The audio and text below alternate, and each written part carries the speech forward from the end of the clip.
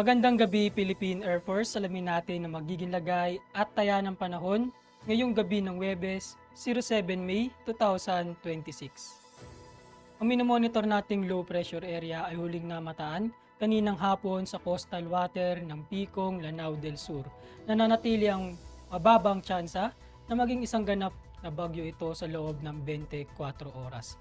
Samantalang itong minomonitor natin na nasa labas ng ating Philippine Area of Responsibility na si Tropical Storm with International Hagupit ay huling namataan kaninang hapon sa layong 1,840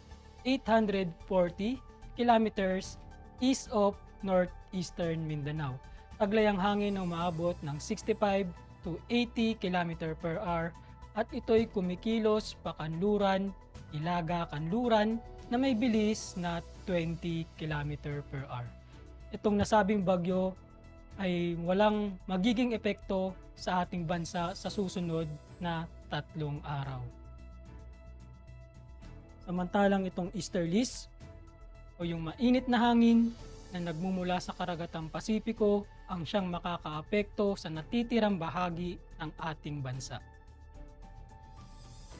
Para naman sa track and intensity forecast ni Tropical Storm Hagupit, inaasahang papasok ito sa loob ng ating Philippine Area of Responsibility sa araw ng Sabado.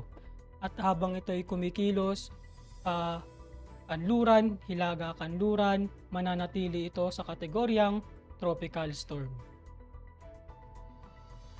At dahil nga dito, asahan pa rin bukas sa Puerto Princesa ang maulap na kalangitan na may kalat-kalat na pag-ulan, pagkidlat at pagkulog. Sa natitirang bahagi naman ng Luzon at Visayas, asahan ang bahagyang maulap hanggang sa maulap na kalangitan na may mga pulupulong pag-ulan, pagkidlat o pagkulog lalo na sa hapon o gabi.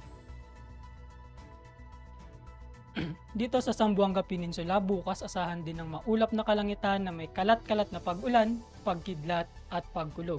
Sa natitirang bahagi naman ng Mindanao, asahan ng mainit na panahon, bahagyang maulap hanggang sa maulap na kalangitan na may pulupulong pag-ulan, pagkidlat o pagkulog. Para sa magiging lagay at taya ng panahon sa loob ng 3 araw simula Sabado hanggang Lunes sa Metro Manila, sa Cavite, Lipa City, at Angeles, asahan pa rin ng bahagyang maulap hanggang sa maulap na kalangitan. Samantalang dito sa Puerto Princesa at Kalayaan Island, sa Sabado, asahan ng maulap na kalangitan na may kalat-kalat na pag-ulan, pagkidlat at pagkulog.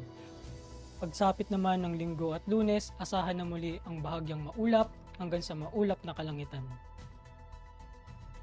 Dito sa Mactan, Zamboanga at maging sa Davao, asahan naman sa Sabado hanggang Lunes ang bahagyang maulap hanggang sa maulap na kalangitan na may mga pulupulong pag-ulan, pagkidlat o pagkulog. Lulubog ang araw mamayang 18:14 at sisikat bukas ng umaga ng 05:31. Meron tayong 72% decreasing moon illumination. Para manatiling updated sa lagay at taya ng panahon, i-follow lamang ang Air Force Weather Center sa aming social media accounts. Yun naman po ang lagay ng panahon ngayong gabi. Sa ngalan ng aming commanding officer na si Colonel Alvin John Cugador, PAP GSE, ako si Sergeant Antonio Emrilli Jr., Weather Broadcaster ng Air Force Weather Center. Muli, magandang gabi, Philippine Air Force.